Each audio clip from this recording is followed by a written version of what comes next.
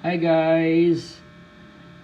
And by the way, my name is Miko and magre-review tayo ng bagong produkto ng Phoenix Pro, ang PDPM. Alright. Dahil wala akong nakita pang masyadong reviews galing dito sa Pilipinas. So, more on sa US yung reviews nila. But, moving on, and papagalalan natin sa inyo ang PDPM ng Phoenix Pro. By the way guys, ay pinadala sa akin to ng Phoenix Pro. So thank you so much. Shout out to you guys. Shout out to the team for your and thank you so much for your generosity. Ayan, sa mga mababait yung team nila. So thank you so much. And shout out to basta sa kanila. Hindi na babanggitin yung pangalan. Alright. And ito na nga. Let's start with the star. Ito siya.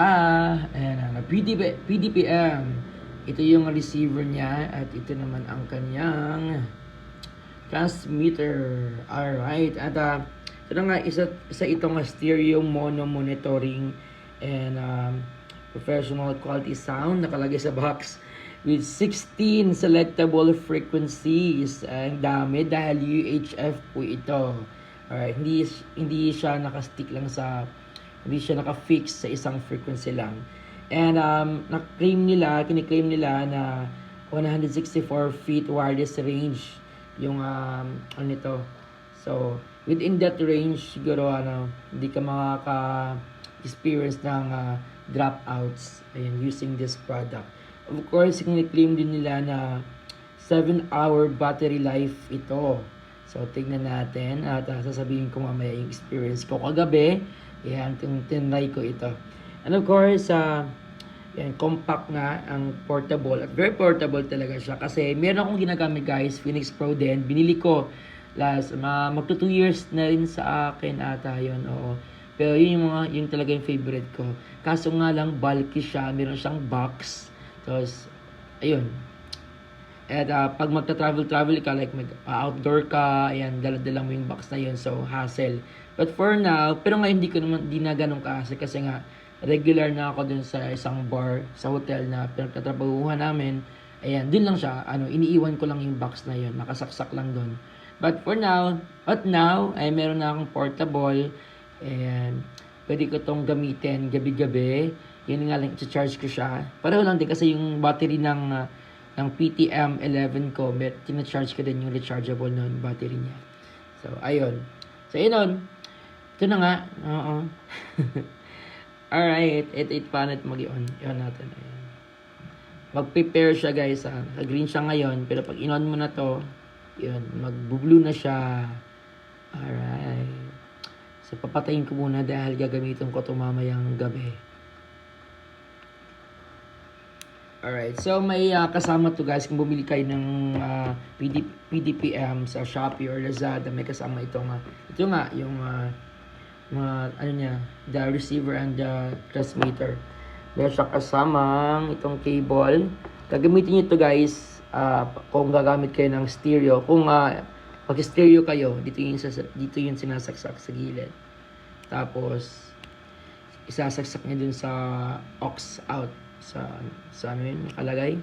Sa left aux. Yan.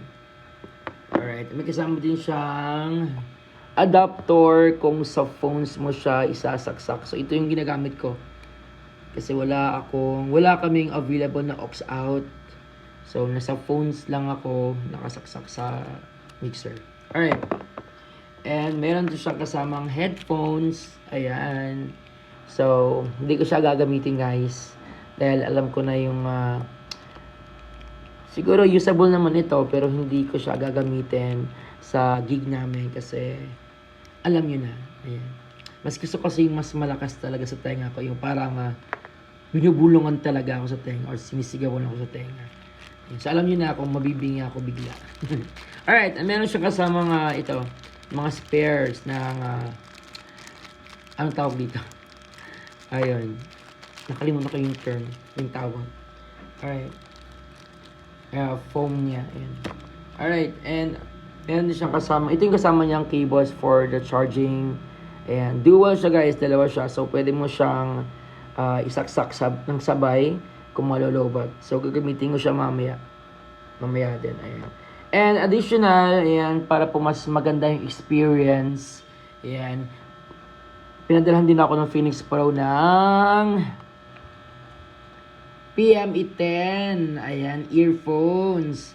So, nakita ko kasi to dun sa shop nila. Ayan, sabi ko, ay, maganda to. Ayan, so, di nila ako pinabili na. So, sabi, bibigyan na lang daw ako. Ayan, so, ayun, nagamit ko siya. Ayan, kagabi actually. Ayan, ito na nga siya. Maganda siya guys. Ayan, quality. Parang KZ din, KZ. Pero ito, yung price nito sa Lazada, sa Shopee ay 1,000 plus. So, pag ganung mga price range, alam nyo na, hindi yan, hindi low quality yung audio niyan.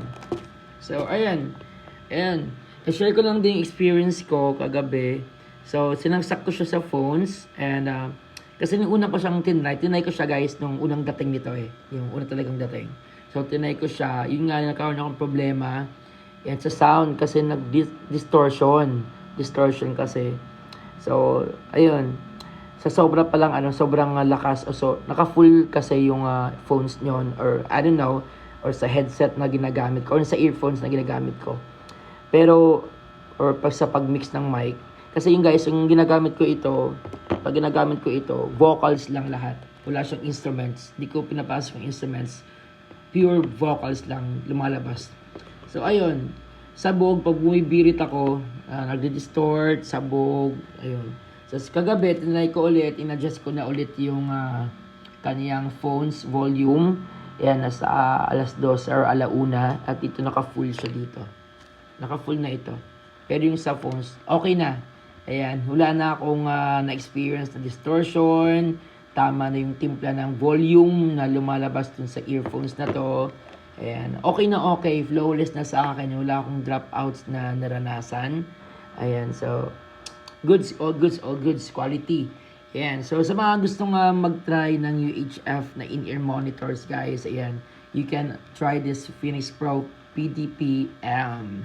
Ayan, meron akong ginagamit yung PTM11, yung may box nila na na in-ear monitors.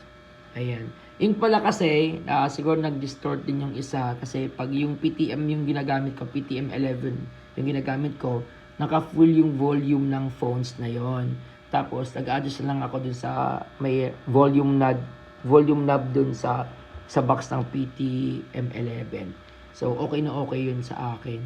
Pero ito din, ayan, kagabi nga nung na-test ko siya, okay din siya. Ayan, pwede. So, very portable na rin. Pwede ko na rin siguro iuwi yung pagpahingahin muna yung PTM11 ko kasi gamit na gamit talaga siya gabi-gabi. So, hindi ako makakapag-perform niya nga talagang maayos pag wala akong in-ear monitor, guys. So, ayun. So, sa mga gusto mag-try, available na po ito sa Shopee and Lazada. At meron silang promo.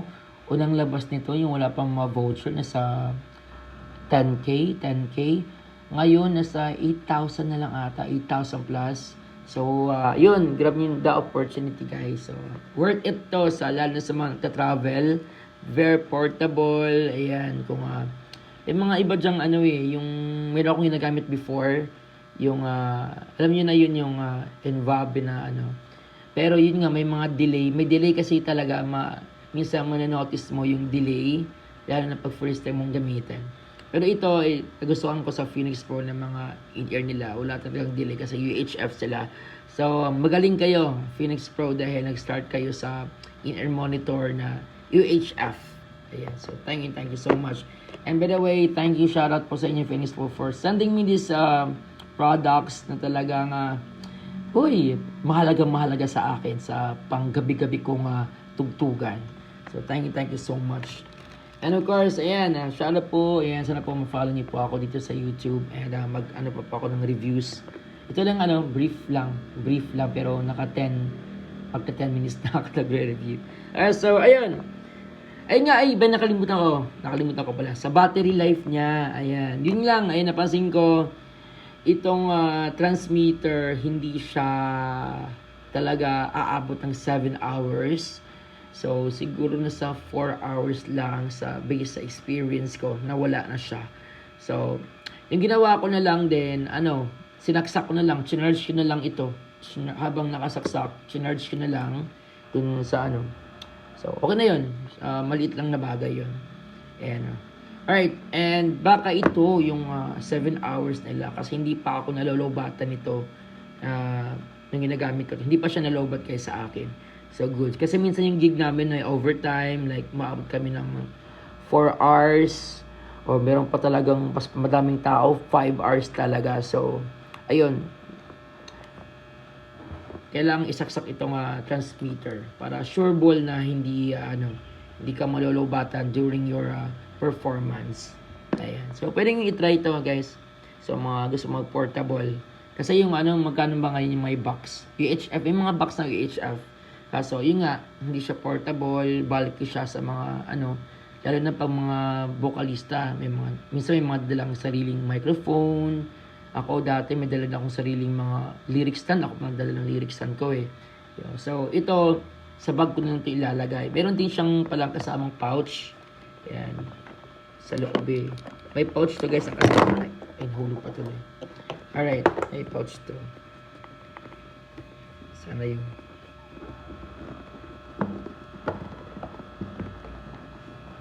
ayan. Ito siya guys. Yung pouch niya.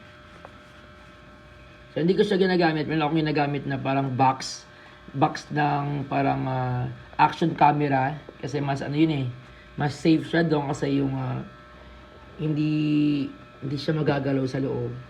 At yung protection niya talaga maganda. Alright. So, yun na nga. Try nyo guys. Available na po ito sa Shopee or Lazada. Ayan. Baka may mga sales dyan ngayon. Pwede yung i-take advantage yan. So, thank you so much for watching.